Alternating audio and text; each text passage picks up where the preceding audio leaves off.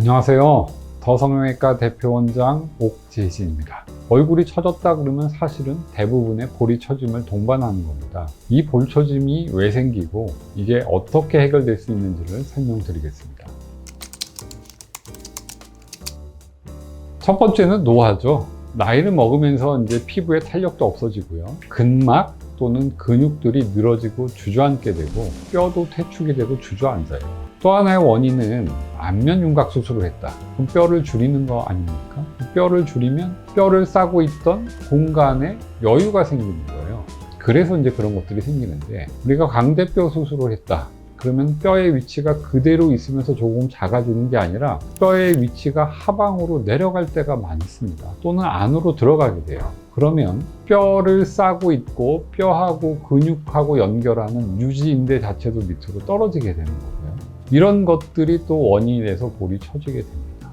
마찬가지로 뼈를 줄이지 않아도 살을 너무 많이 빼면 얼굴의 지방이 줄어들잖아요. 얼굴의 지방이 줄어들면 마찬가지로 근막층이 남게 됩니다. 사실은 근막 위에도 피하 지방이라는 게 있고요. 근막층 아래에도 근막하 지방이라는 게 있어요. 이런 부분들이 다 작아진다. 그러면 근막이 둘러싸고 있는 공간이 남게 되는 것이고요.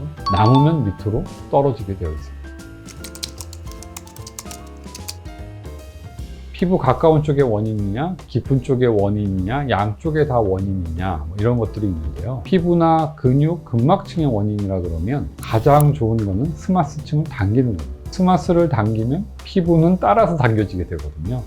그러면서 남게 되는 피부를 절제하는, 이게 가장 좋은 방법이고요. 뼈의 위치가 바뀌어서 그렇다, 뼈가 퇴축돼서 그렇다, 또는 안면 윤곽 수술 후 고정이 잘못돼서 뼈가 내려가서 같이 내려왔다. 조금 더 깊은 쪽에서부터 해결을 해야 돼요. 작아진 뼈를 다시 크게 할 수는 없잖아요. 어렵게 수술했으니까. 그런 경우는 골막층부터 잡아당겨서 이 유지인대를 원래의 자리에 옮기는 시술이 필요합니다. 그러니까 사실은 중안면부 거상이라고 얘기하는 거는 심부볼 안쪽에 있는, 그러니까 뼈 바로 위에 있는 구조물들을 잡아당기는 그런 일들을 하는 거고요. 때로는 이 깊은 쪽의 리프팅과 얕은 쪽의 리프팅을 같이 해야 될 때도 있습니다. 살이 많이 빠져서 그렇다 그러면 사실은 깊은 쪽에 영향은 별로 없는 것이죠.